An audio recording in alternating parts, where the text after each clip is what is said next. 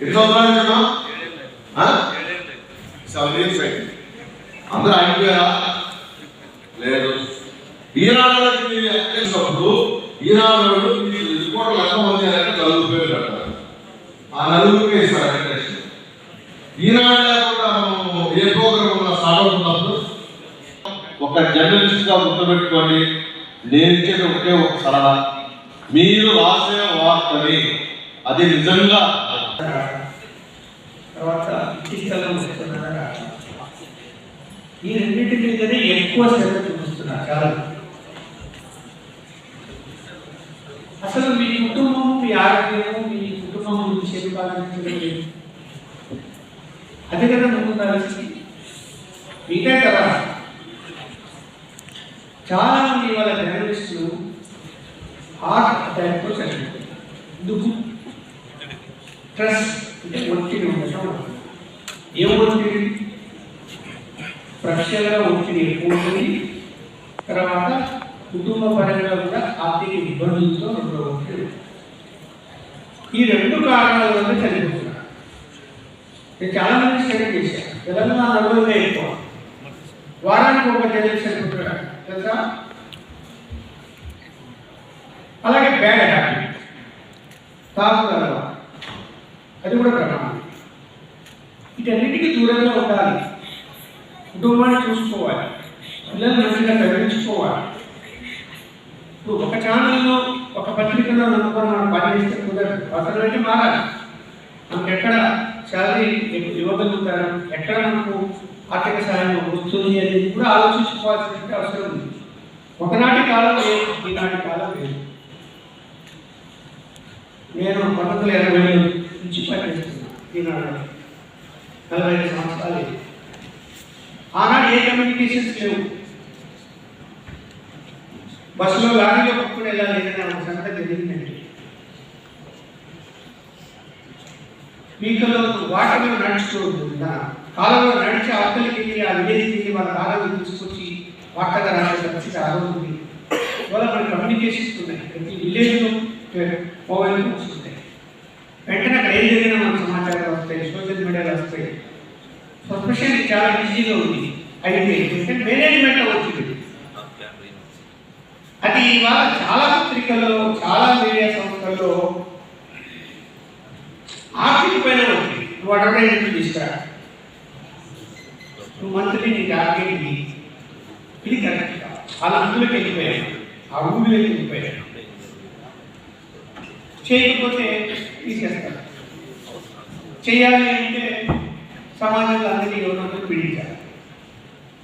ఇది అందువల్ల నేను మొదటి నుంచి ఏ సమావేశంలో అయినా కూడా 45 సంవత్సరాల కంటే 35 సంవత్సరాలుగా యూనియన్ బాధ్యత తీసుకుని నుంచి పనిచేస్తున్నప్పటి నుంచి కూడా మీరు ఈ ప్రొఫెషన్లోకి రాకూడదు. మళ్ళీ చెప్తున్నా, 2 సంవత్సరాలైనా కూడా నా కుటుంబ సభ్యులు ఎవరిని నేను ఇండియాకి తీసుకురాలి, ఎవ్వరు లేదు. ఎవరిని అడిగినా కూడా బంధువులు చుట్టాలు వద్దు, మీకు ఏదైనా ఇంకో ఉద్యోగం చూపిస్తా, అక్కడ అడగండి, అక్కడ జీవించండి పంపించేస్తాం. ఎందుకంటే ఇది పద్మయోగం. అభిమానులు తిరిగలే వ్యక్తి చావే అంతే. రాకుండా ఉండేవాళ్ళు ఇంకో ప్రొఫెషన్ ఎత్తుకోవడం, ఇంకో చిన్న వ్యాపారాలు చేసుకోవడం జీవిస్తే నీ కుటుంబాన్ని నువ్వు పోషించుకోగలుగుతారు. మళ్ళీ చెప్తున్నా, ఇప్పటికైనా మీరు దీని మీద కాకుండా ఇంకా ఇతర వ్యాపారాలు చేసుకోండి, తప్పేమీ లేదు. క్వశ్చన్ చేయడానికి ఎవరికి హక్కు లేదు. ఇవాళ మన పని మనం చేసుకోవాలి, మన కుటుంబాన్ని పోషించుకోవాలి. రెండో విషయం ఏం చెప్తానంటే, జర్నలిస్టులు ఐక్యత లేదు. ఒక సమస్యకు వచ్చినప్పుడు ఒక జర్నలిస్ట్కి పోరాటం చేయాలంటే ఐక్యత ఉండాలి, పరిష్కారం కావాలంటే ఐక్యత ఉండాలి. యూనియన్లు పక్కన పెట్టండి, ఏ విధంగా ఉండొచ్చు. ఇప్పుడు మన జాబ్లోనే ఉండాలని నేను ఎప్పుడు కోరుకుంటున్నాను. మీరు ఏ విధంగా ఉన్నా కూడా ఇంకో జర్నలిస్ట్ క్యాన్సర్ వ్యాధి వచ్చిందా, హార్ట్ అటాక్ వచ్చిందా, ఫ్యామిలీ మెంబర్స్కి ఏమైనా ఇబ్బంది ఉందా, ఆర్థికంగా ఇబ్బంది పడుతున్నాడా, ఏదైనా సహాయం చేయాలి అంటే మనందరం కలిసి సహాయం చేద్దాము అనుకుంటా. యూనియన్తో పర్లేదు. మీకు ఒకటే ఎగ్జాంపుల్ చెప్తా. మీరేం చేస్తున్నారంటే, డాయికి వెళ్ళే వాళ్ళు మమ్మల్ని మీరు సంప్రదించడం లేదు. ముందు మీకు సమస్య వచ్చినప్పుడు అరే యూనియన్ ఉంది, యూనియన్లో నాయకులు ఉన్నారు, మనం సంప్రదిద్దాము, మన సమస్యలు చెప్తాము, పరిష్కారం ఏమైనా దారి చూపిస్తారేమో అనేటువంటిది ముందు కలగాలి. మా నంబర్ నోట్ చేసుకోవాలి. ఒకవేళ ఫోన్ ఎక్కకపోతే వాట్సాప్ మెసేజ్ పెట్టి రిప్లై ఇస్తాం, వెంటనే యాక్షన్ తీసుకుంటారు. నిన్న జరిగి చెప్తున్న ఒకటే ఒక సంఘటన. కాకినాడలో ఆంధ్రజ్యోతిలో పనిచేసే జర్నలిస్టు కరోనాలో చనిపోయాడు. మన యూనియన్ కాదు. వాళ్ళ అమ్మాయి వాళ్ళ భార్య కూలిపని చేస్తూ అమ్మాయిని చదివిస్తున్నది. ఆ అమ్మాయి విశాఖపట్నం కాలేజీ, ఒక ప్రైవేట్ కాలేజీలో చేరింది. 2 సంవత్సరాలు ఇంటిగ్రేట్ అయిపోయింది. 60,000 ఫీజులు కట్టలే. ఆ అమ్మాయి ఇంకో కాలేజీలో చేరాలి. ఇది వాడు సర్టిఫికేట్ ఇవ్వలేదు కాలేజీలో, ప్రైవేట్ కాలేజీలో. ఆ డబ్బు కట్టగా ఇవ్వను. ఎవరో ఒక దయదలిచి ఏమో కష్టసారి వచ్చే పరిష్కారం అవుతారేమో అని నేను మధ్యాహ్నం నాకు ఫోన్ చేశాడు.